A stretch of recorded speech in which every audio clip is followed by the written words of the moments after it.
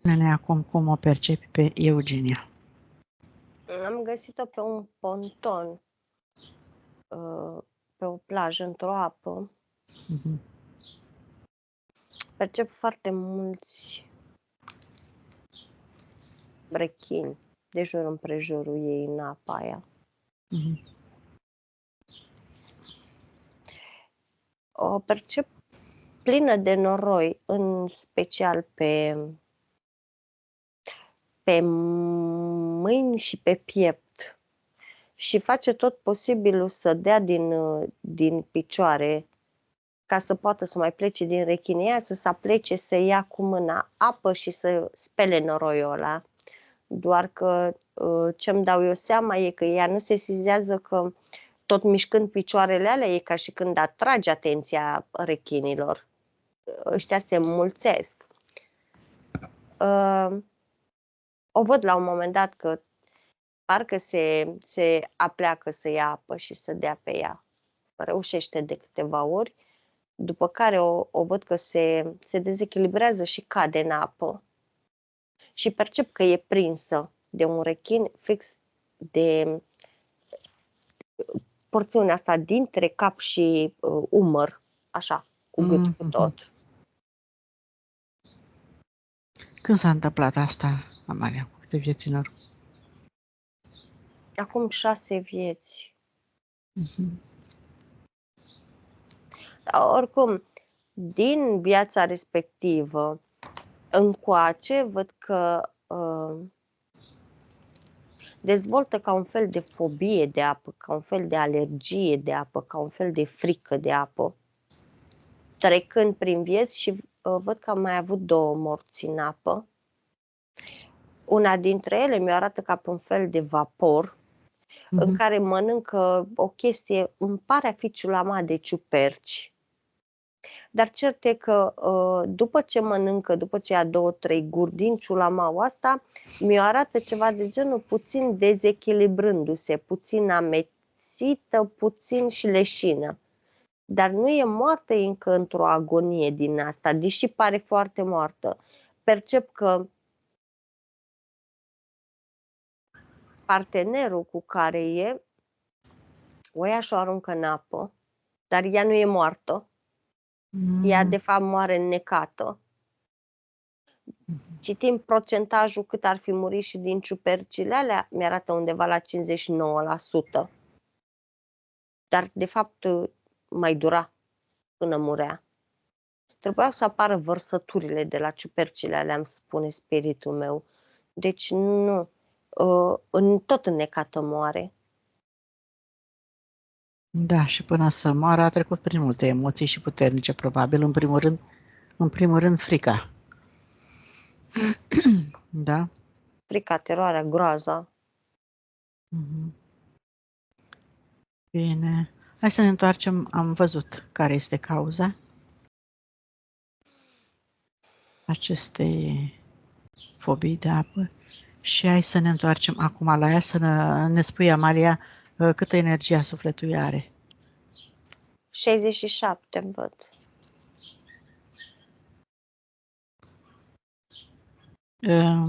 Câte vieți a avut până acum? 368. De unde a venit pe Terra?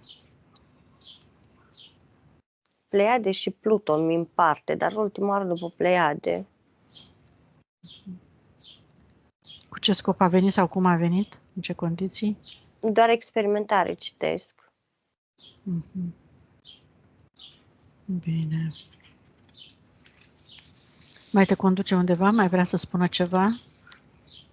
Că prea multe puncte nu are în afară de Nu, se închide fricile astea. înapoi în cocon. Ceva de genul, am auzit-o zicând, e suficient pentru azi, să zic ca și când deja mi-a arătat prea multe. Păi, ca să Și vrea mi-a să arătat redrese. chestiile astea pentru că o stresează visul, o stresează întrebările care le visează, îmi spune de acolo din coconul ei.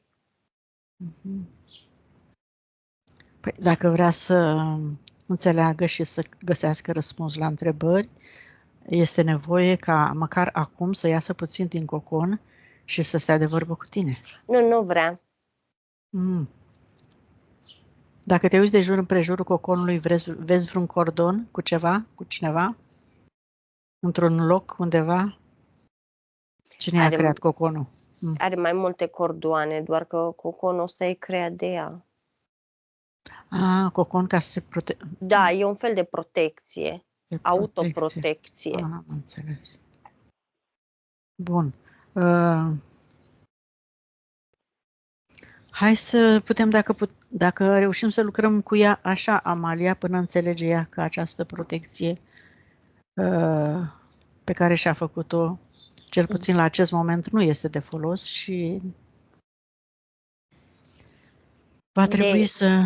De ieșit iese doar când am întrebări normale, doar când am întrebări care nu o stresează, care nu o pun în situații conflictuale și care nu o pun în situații de defensivă. Și e foarte categorică când spune nu ea ne-a chemat. Dar și cine? de fapt spiritul meu râde și spune spiritul. Și spiritul ei v-a chemat.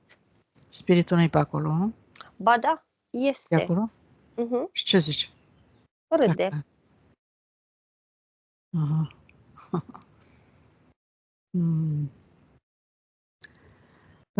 Păi să-i spunem așa, că ea și-a creat această protecție pentru că a acumulat foarte multe frici în experiențele pe care le-a avut. Și ea, dacă va elimina aceste frici, va reuși să iasă singură, pentru că nu va mai avea nevoie de acest cocon.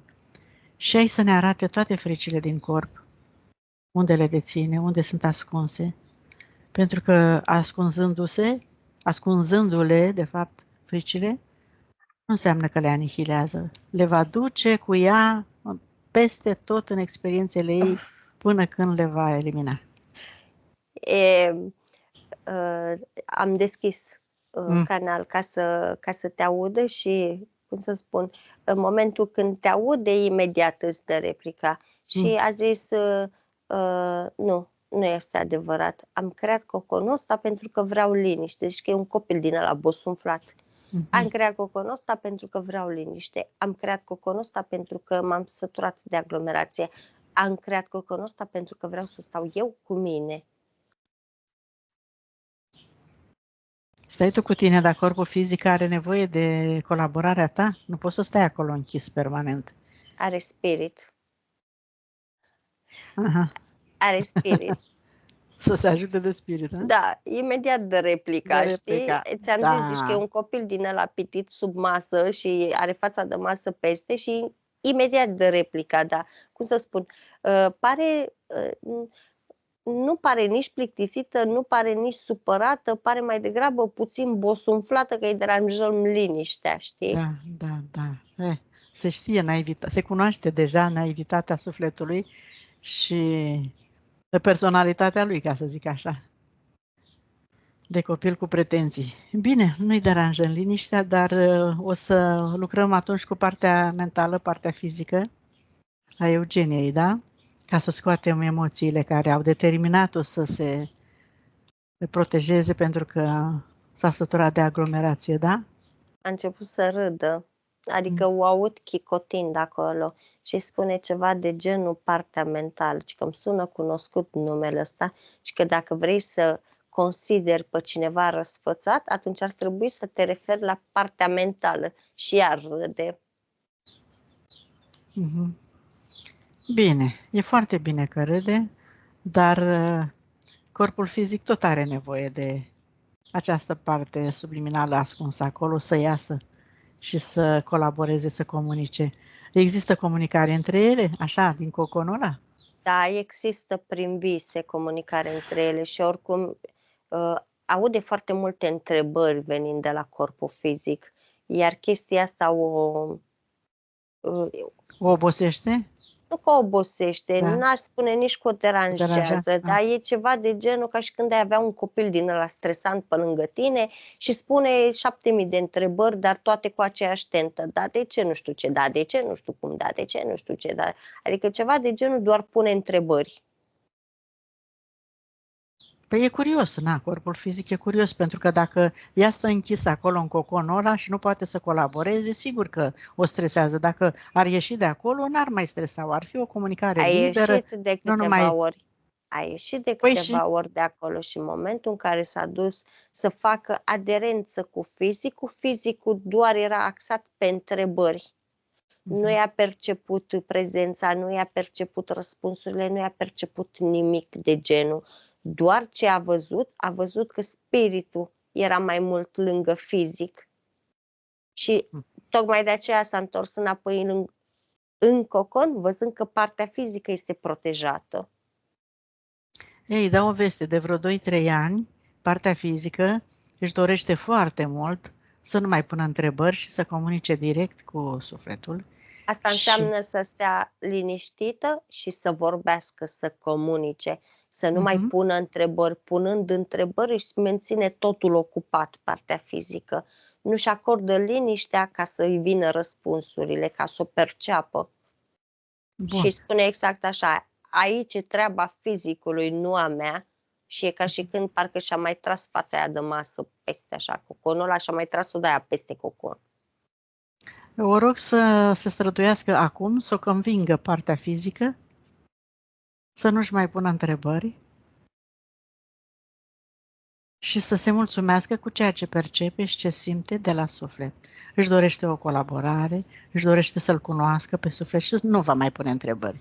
După ce își va reaminti de calitățile, de valoarea sufletului.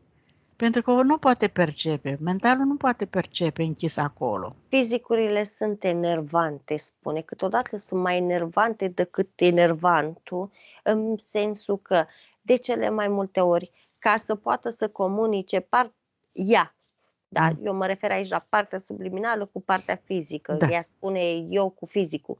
Da.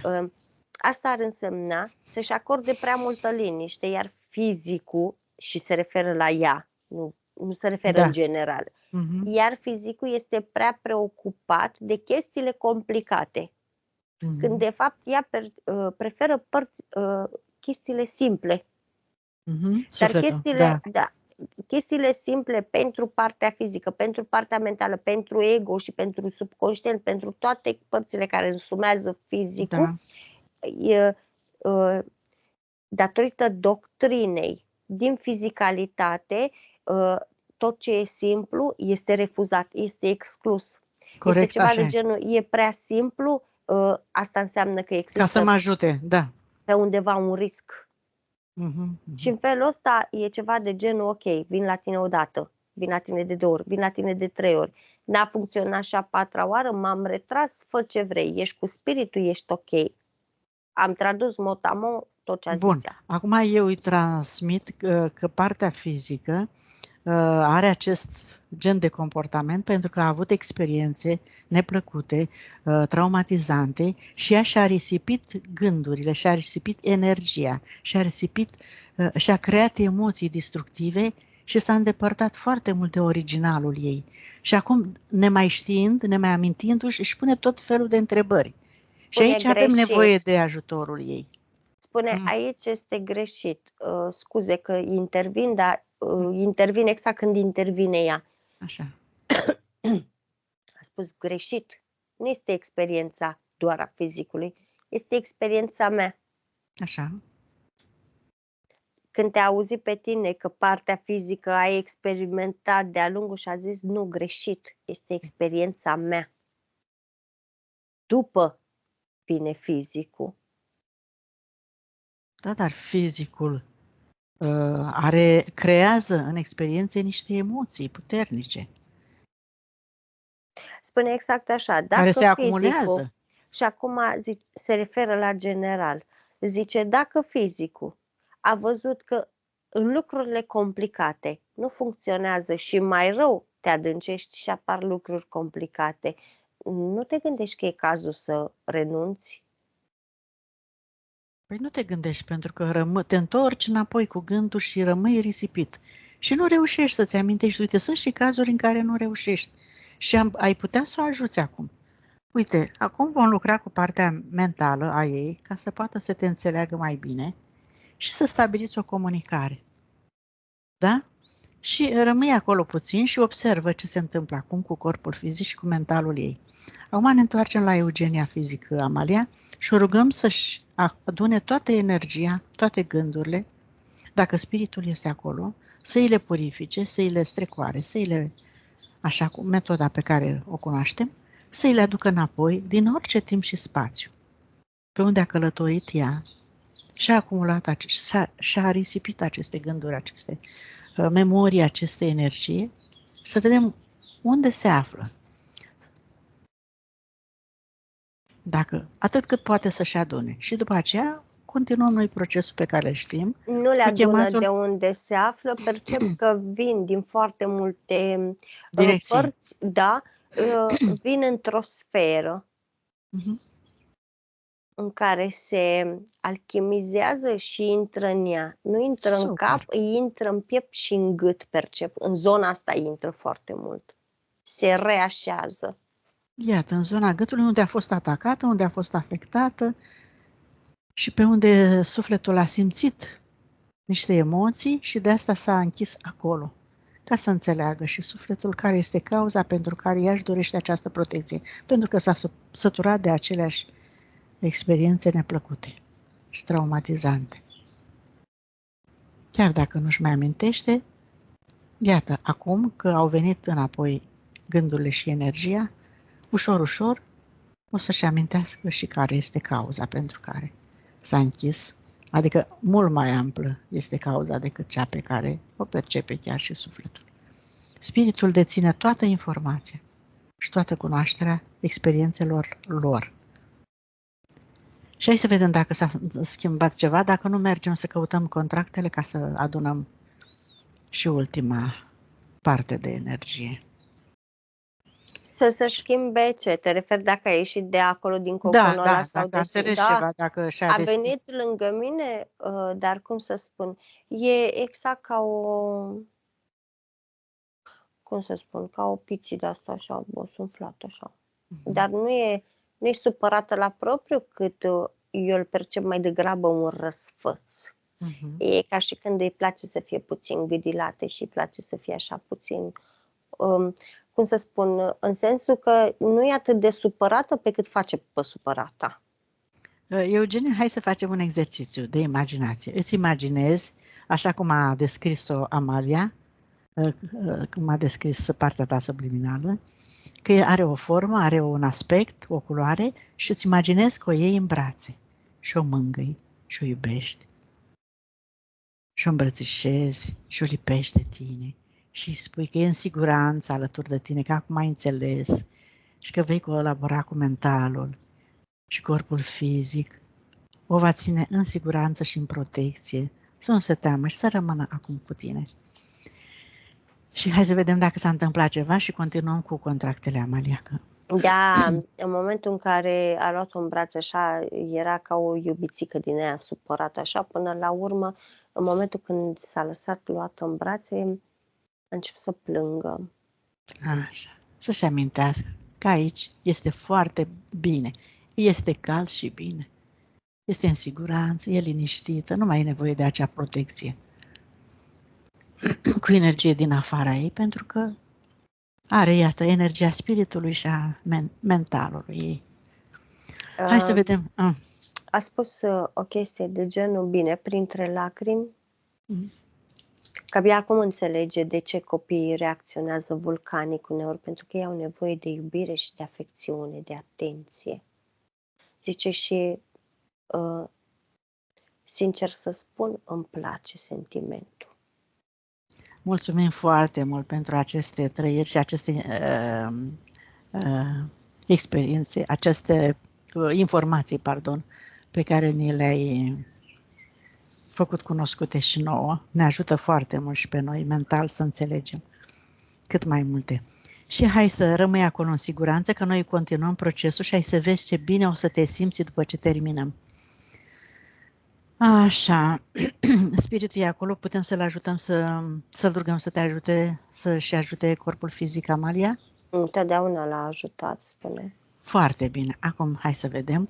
Le cerem acceptul tuturor, să chemăm toate entitățile cu toate contractele pe care le-a făcut în experiențele ei, din toate timpurile și spațiile, toate contractele cu punctele, subpunctele, copiile, hologramele, amprentele, absolut toate, de oriunde, de oricând, să vină acum, în fața voastră, pentru a le cunoaște, le-a înțelege și a le transforma în beneficiul Eugeniei. Și când număr până la 3, toți aceștia vor fi prezenți în fața voastră. 1, 2, 3. Acum s-au prezentat absolut toți. Iahve era și primul om. Doar 3 contracte, atât. Super. Îs pe durere, amorțeală, Da. lipsa poftei de viață, nevoia de ascundere, obligație și sacrificiu. Și cel de ședere în Matrix.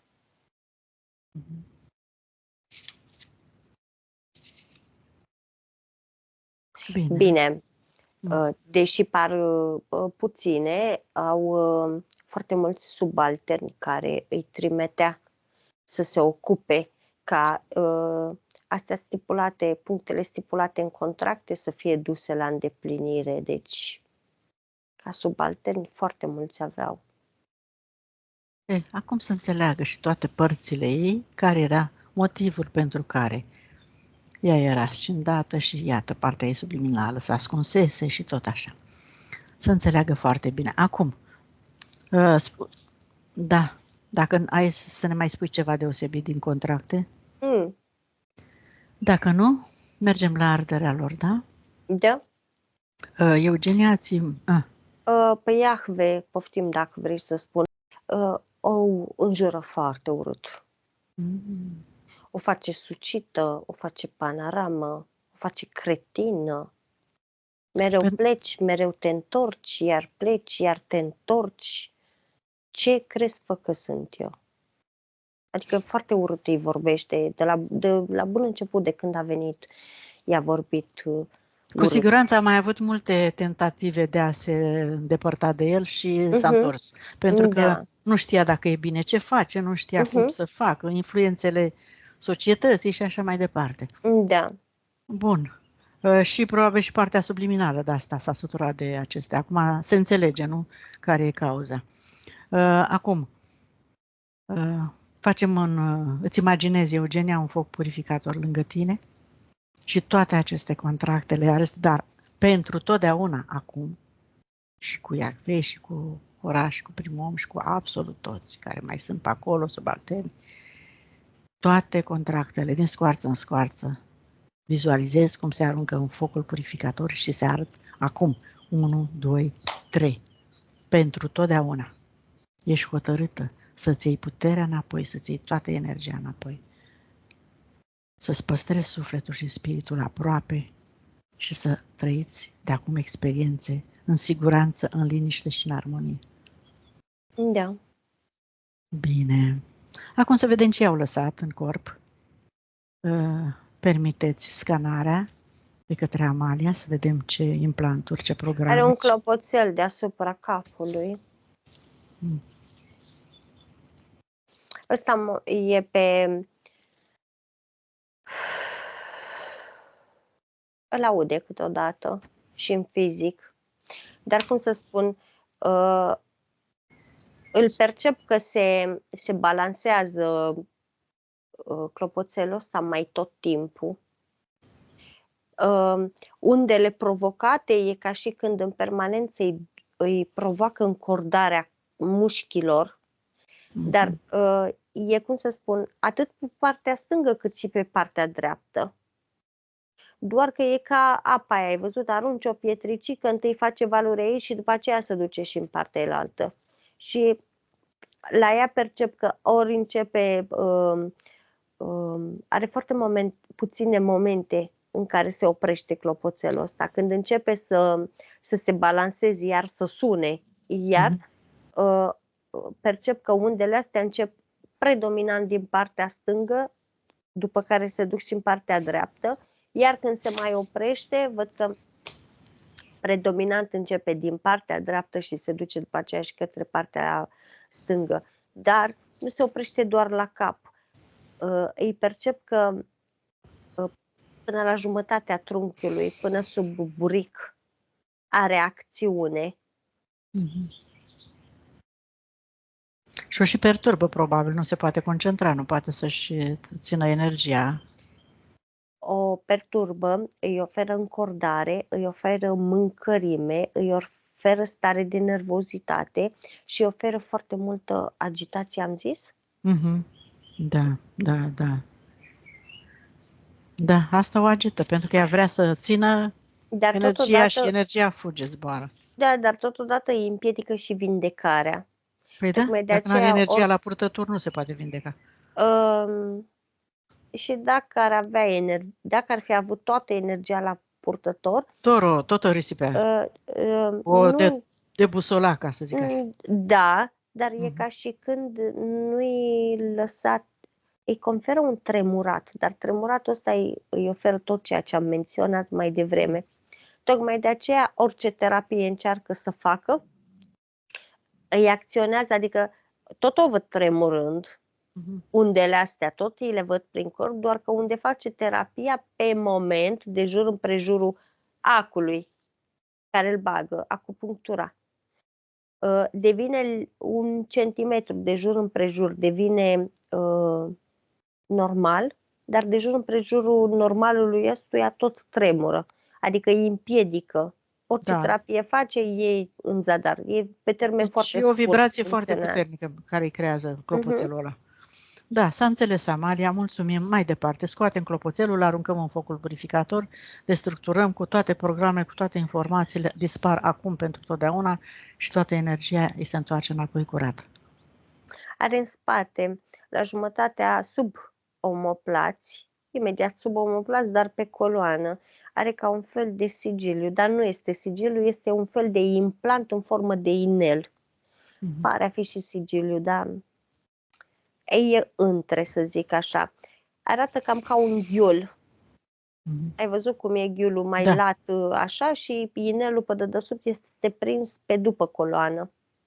Așa, e încorporat în inel. Coloana este încorporată în inel.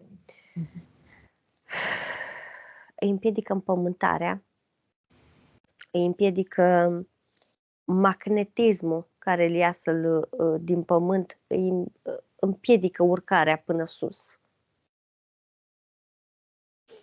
Totodată îi conferă dureri de spate, indecizie,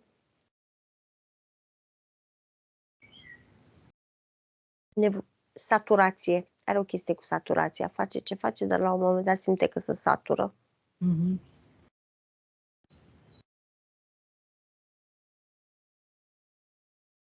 L-am scos. Destructurat pentru totdeauna.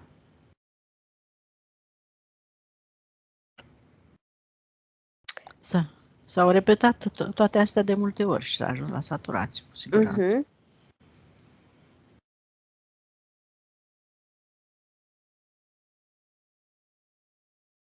Are o chestie cu ochii.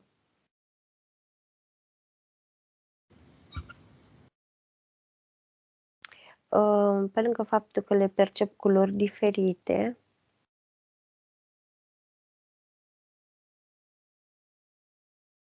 e ca și când în ochiul ei drept percep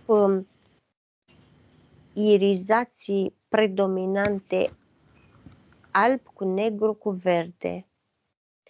În ochiul stâng îi percep irizații maro cu negru și cu verde.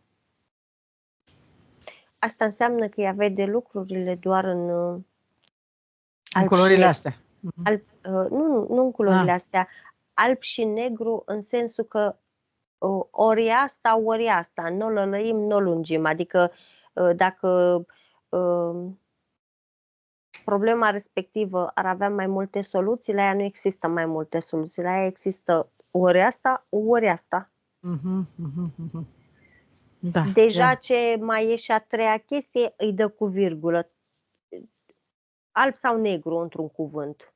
Dar bun. nu ca și culoare, ca și Da. soluție. Da. Faza e că nu avem ce să scoatem, că e ca și când este o deformare a irisului ei. Deja s-a modificat în plan fizic. A devenit comportamental. A devenit deja comportamental. Da. Îi percep foarte multă respingere în intestine și în zona genitală. Foarte multă respingere. E ca și când cu cât ține lumea la distanță, cu cât se închide mai mult, cu cât se îndepărtează mai mult, cu atât ea se simte mai bine. Păi Dar, conform contractelor, ea trebuia să facă parte dintr-un colectiv stresant, agitat.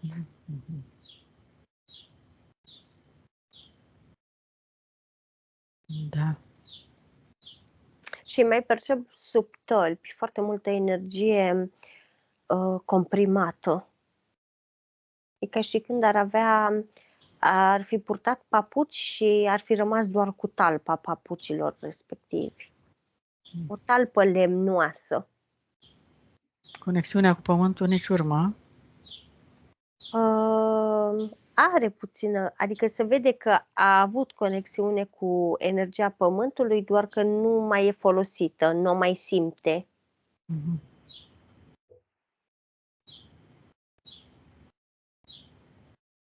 Da, scoatem și acele tălpici și le aruncăm, le destructurăm.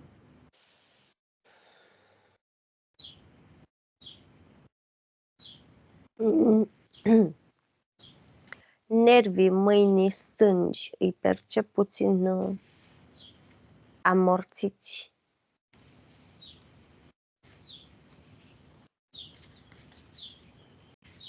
Oricum, între mâna dreaptă și mâna stângă îi percep foarte vie mâna dreaptă. Mâna stângă eu percep așa, mai finuță, mai înceată. Oricum, partea dreaptă toată, făcând comparație între ele, partea dreaptă toată e mai vie, mai agitată, mai țeapănă. Stânga e mai înceată puțin.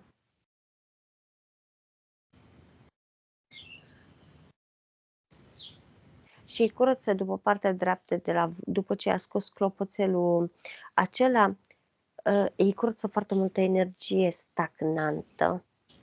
Dar este energie, ca și emoție predominantă, este durere, rușine și vinovăție aici, umilință. Da, să scoată Astea îi le îndepărtează. Și orice amprentă. Și aceeași energie o scoate din spatele inimii.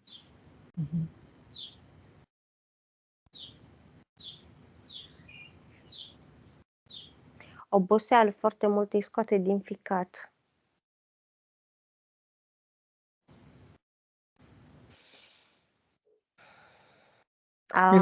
Îi lucrează spiritul ei, da? Toți trei lucrăm la ea. Aha. Care toți trei? Eu, spiritul meu și spiritul ei. Aha. Da.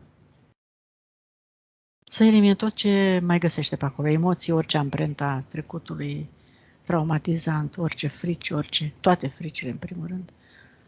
Să caute bine, oriunde ar fi ascunse, să se scoată. Neîncrederea în ea, nesiguranță. Eu nu-i percep 3 cordoane la avorturi, eu îi văd doar 2. Nu-i percep fetuși în câmp.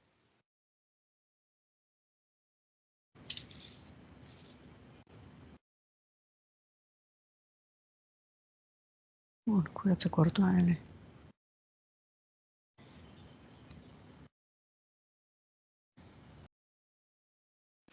O verighetă îi scoate după ambele degete inelare.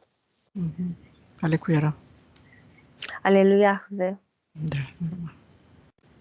Deci ori se întorcea, îi mai punea una. Da, i-a pus și pe dreapta și pe stânga, ca să fie văzută de ceilalți că îi aparține sentimental și din partea dreaptă și din partea stângă. Adică din orice unghi o privești, știi că e a lui Iahve ca entitate. Da. Predominantă a lui. Da. Afară de structurat în totalitate. Asta îi provoca morțeală și mâncărimi a mâinilor, a pielii după mâini.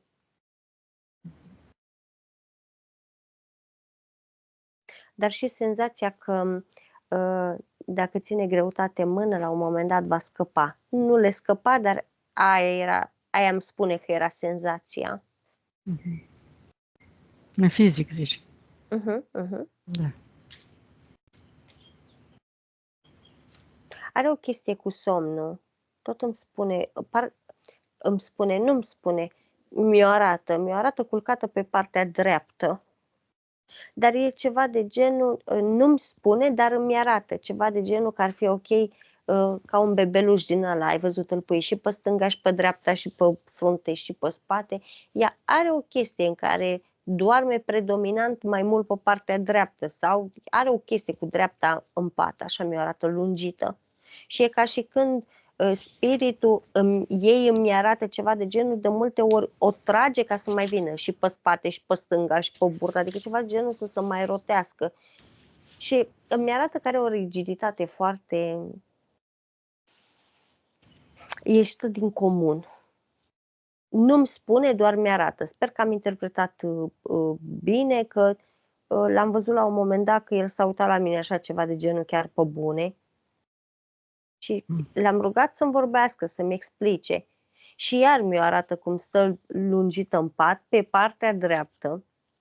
Și la fel, el încearcă să tragă de partea stângă, să o dea pe spate și nu... Are un punct, zice, dacă există o cauză pentru care durerile mele de jumătate de cap, ureche, umăr, le am de 20 de ani, în general, în partea stângă și se mută și în dreapta. Deci atunci când insistă spiritul să o întoarcă... Durerile care le aveau au fost de la clopoțelul respectiv și de la energia aceea stagnantă, plus ce a mai fost mușcătura aceea care a avut-o de la rechinii respectivi. Dar, acum că ai insistat, percep că atunci când mânca ciuperci în viața respectivă, partenerul ei o lovea foarte mult pe partea stângă, în cap. Deci de acolo îi se trage. Atunci a fost momentul declanșator. În cap și aici pe umăr, dar tot timpul cu bâta. Văd că îi dădea foarte mult cu bâta în cap și pe umăr stâng. Da. Bine, vezi dacă mai are ceva de scos. Tocmai de aceea, în viața respectivă, asta, partenerul i-a declanșat durerile astea. Primul soț, da? Da. El era cel de acolo, de atunci. Da. Ok. Dar cum să spun, percep că de multe ori o mutila, în sensul că o percep cu fața. Îi se modifica fața după ce o bătea. Stătea foarte umflată, foarte ciudată. După aceea își revenea. Cum își revenea, iar îi dădea, dar tot avea o chestie cu stânga. Adică percep că numai în stânga îi dădea. Iar o mutila, adică îi percep toată fața, inclusiv mandibulă, nas, totul era negru tuci de la vânătaie. Cum se vindeca, iar îi dădea, în sensul că îi percep aici la mandibulă ca și când îi scăpa la un moment dat, nu mai făcea aderență. Osul aici la mandibulă. Da, s-a dislocat osul. Da, de acolo îi se trage. Să ștergem orice amintire, orice urmă, orice program. să-l uite pentru totdeauna, să-și accepte experiențele și să lasă în urmă trecutul să se alchimizeze. Bine. Nu mai mi-arată nimic. Atunci mergem la liniile de potențial de suferință. Și mai vedem. Agitație, multă agitație.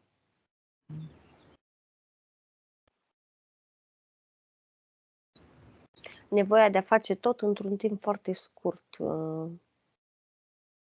Interpretez la ce văd pe liniile astea. E ceva acolo legat de numărul, de cifra 3? Pe liniile astea? Nu. E vreun program, nu știu, vreo intenție, vreo Nu. amprentă legat de numere? Nu. Bun. Să fie doar impresia ei asta. De unde se trage? Nu mi-arată nimic. Niciun număr, nimic. Bine. Vezi ce își pune pe linia? Deci destructurăm toate energiile de acolo, informațiile vechi, nebenefice, și să-și pună acum acolo tot ce își dorește, pentru că ea vrea să se mute din țara în care Își pune o chestie lângă o plajă pe linia de potențial. Așa. Bun. Să lucreze la asta ca să-i se îndeplinească, pentru că vrea să ajungă într-un loc în care clima să-i fie benefică. Da, văd foarte mult soare. E ca și când își pune pe partea stângă a drumului ăstuia, a liniei de potențial, văd foarte multă apă, plajă. Bun. Foarte bine. Cu încredere să continue să-și creeze cu energia ei de acum curată, că se poate. Și mergem și la egregoare și conștiințe colective, dacă are și astrale inferioare. Se vede că am mai lucrat pe ele. Da? Bine, acum chemat persoanele din prezent și curățat cordoanele, inclusiv primul soț, al doilea partener, părinții care sunt în viață și toate persoanele pe care le-am întâlnit încă din copilărie, la școală, la serviciu, acasă, vecini, prieteni, tot. Și la locul de muncă, inclusiv la locul de muncă actual. Cu 3 persoane a fost karmic, percep. Unul dintre ele e fostul soț, dar a rezolvat karma, s-a retras, văd. Bun. Doar că resentimentele, de fiecare dată când a tăiat legăturile și conexiunile cu ei, emoțional s-au refăcut cordoanele. Dar nu, a lucrat pe ele, toți, inclusiv părinții, văd că a lucrat foarte mult pe ei. Să mai curețe încă o dată cordoanele, să-i ierte, să-i accepte și să-i elibereze, să le transmită toate informațiile pe care ea le-a înțeles până la acest moment, inclusiv pe cel de a-și chema sufletul, spiritul și să-și caute adânc în sufletul lor și să se recupereze energia în totalitate. Fiecare poate să facă asta și să taie încă o dată cordoanele, acum pentru totdeauna. Da.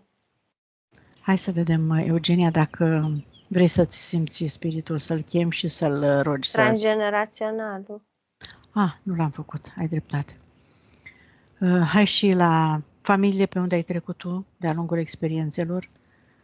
Iată, destul de puține vieți, 368 a zis, dar sunt suficiente pentru a face conexiuni. Și la fel, cureți, iertare, acceptare și eliberarea lor. Și spune-ne dacă vezi ceva semnificativ. Da. Câțiva din transgeneraționalul ei au avut ca misiune de a fi în serviciu altora, de a ajuta pe alții, iar ei s-au sustras. Nu și-au amintit, s-au sustras, n-au vrut, nu știu, dar i-a transmis ei chestia asta, e ca și când ea trebuie să vindece chestia asta. Tocmai de aceea ei nu-i place agitația, dar trebuie să fie într-o agitație dublă. Mi-am amintit, în afara punctelor, ne-a spus la început că urmează să plece la o persoană care e foarte bolnavă și nu știe ce să facă, cum să se protejeze și ce ar fi bine să facă, să o ajute, să... Na, Dar n-are treabă cu n-are transgenerațional. treabă, dar mi-am Dar da, amintit acum ca să nu... că am trecut deja dar da, de punctul respectiv și am zis dacă com- poți să te întorci. conform transgeneraționalului ei, ea și-a luat ca misiune să rezolve ce n-au rezolvat ei. Păi da, de asta mi-am amintit. Deci Și nu-i nimic, cum e? nu-i nimic E greșit. bine să meargă acolo, da? Și să... la persoana respectivă? Da, nu e nicio chestie, nu văd nimic greșit. Bun. Ba din contră, percep că rezolvă foarte multe după transgenerațional făcând lucrul ăsta. Ok. Nu Asta zice vreau să nimeni știu. să intre în salvator, spune spiritul ei. Da, și să nu se implice foarte Una e mult să așa încât să se ajuți, dezechilibreze, da. exact, una e să ajuți onorând persoana din fața ta, onorând strămoșii, onorându-te pe tine, da? Alta e să te duci în salvator și să intri pe emoțional și să te scazi vibrațional. Să nu confundăm, spune spiritul ei. Foarte bine. Asta am vrut. O lămurire foarte necesară, atât pentru ea cât și pentru toți ceilalți. Bine, hai să continuăm să vedem ce mai poate, să curețe toate cordoanele, să le transmită informația și să taie, să-i accepte, să elibereze și să se elibereze acum pentru totdeauna. A Pentru că curățat. a făcut tot ce s-a putut. Hai acum să chemăm spiritul, că mă grăbeam. Să vedem dacă Eugenia vorbește cu spiritul tău și cere să te atingă undeva pe corp ca să-l percepi, să simți, să te obișnuiești să îl percepi, comunicările tale. Și spune-ne dacă îl percepi, dacă nu, ne spui și mergem mai departe.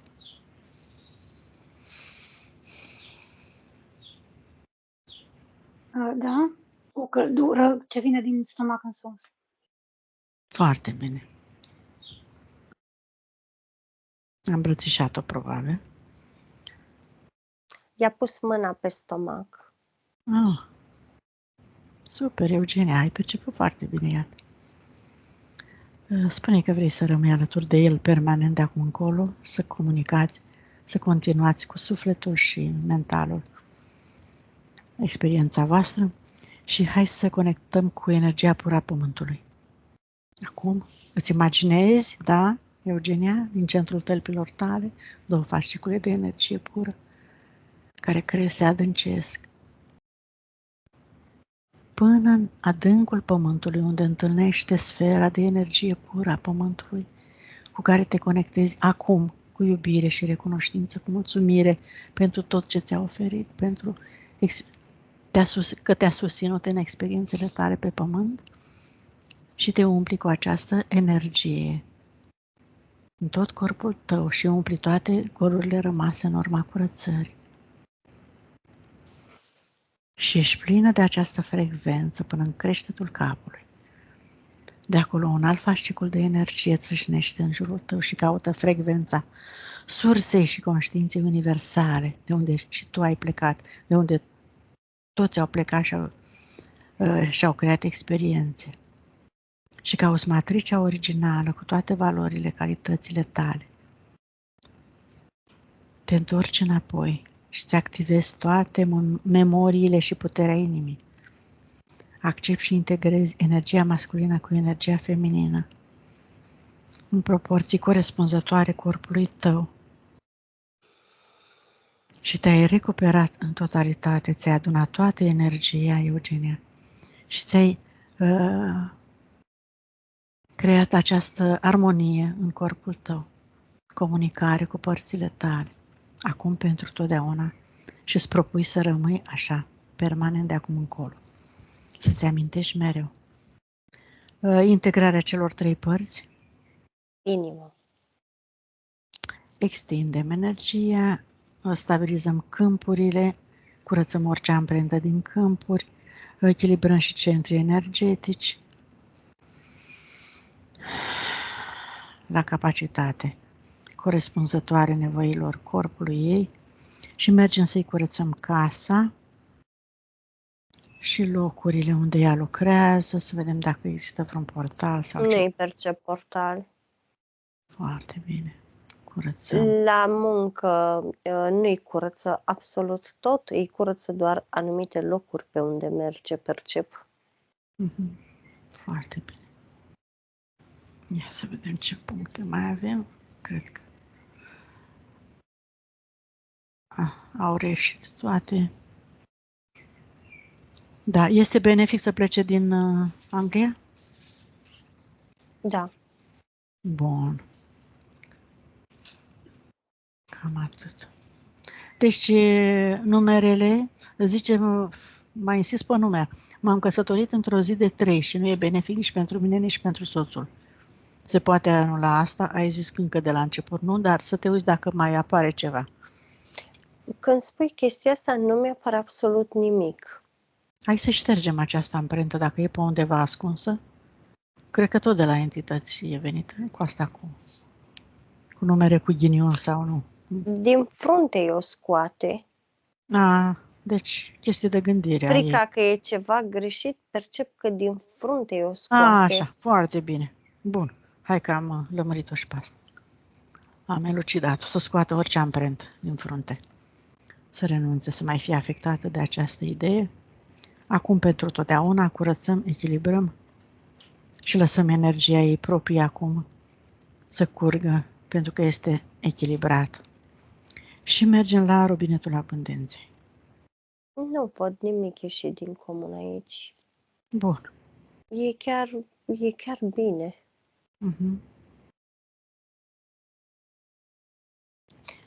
Poate Ce e ar prea recomanda? agitată și nu vede abundența și prosperitatea din viața ei, în adevăratul sens al cuvântului, spune spiritul ei. Dar abundență în viața ei există. Nu, că nu mi-a zis nimic pe subiectul ăsta, înseamnă că e chiar mulțumită. Asta îmi spune spiritul. Dar dacă și el spune așa, înseamnă că așa este. Cât la sută s-a recuperat energia sufletului? 100%. Conștientizare? 90%. Bine. Metabolizare? Câte zile? 6 zile, dar îmi scade la 3. Și e primul 3 care mi-apare de când tot insiști pe 3-ul ei. Super! Iată, ca să-i arate că nu este nimic rău în acest 3, iată. Referitor la numere, spune, niciun număr nu este greșit. Depinde din punctul în care privești. Numerele și frecvența numerelor au folosul lor. Depinde cum o integrezi, cum o schimbi, cum vezi situația. Mulțumim pentru această informație deosebit de interesantă. Și hai să... Ce mai avem? Gata, am zis și metabolizare. Să o întrebăm pe Eugenia cum te simți. Eugenia, ești bine? Foarte bine, eliberată, ușoară, nu știu cum să zic, nu pot exprima acum. Deci e o chestie minunată. Știu, e o chestie minunată cum simt. Ai simțit când s-a lucrat? Energetic, vorbind? În corp? Da, am simțit. Foarte, foarte bine. Te-ai recunoscut în descrierile Amaliei? Perfect. Deci nu dă greș niciodată Amalia, da? E clar. N-am înțeles ce era cu partea dreaptă în pat. Eu dorm pe partea, stângă. Dorm pe stânga. Deci ai o poziție predominantă, zici? Da, pe partea stângă, da. Iată că trebuie să te gândești, să conștientizezi, să schimbi poziția în somn, că stai prea multe ore pe partea aia, da? Da, asta e poziția mea clasică și câteodată mă trezesc înțependită. E clar. Da, ca urmare a experiențelor trecute, a contractelor, a programelor, așa cum se întâmplă de obicei. Comportamentul este dat de trecutul nostru. Bine, fetelor, am încheiat aici. Dacă mai ai nelămuriri de întrebări, dacă nu, închidem. Mulțumesc mult de tot. Mulțumim și noi. Acceptul de publicare? Ne-l dai? Mulțumim. Închidem aici. Vă deconectați de toți și de toate.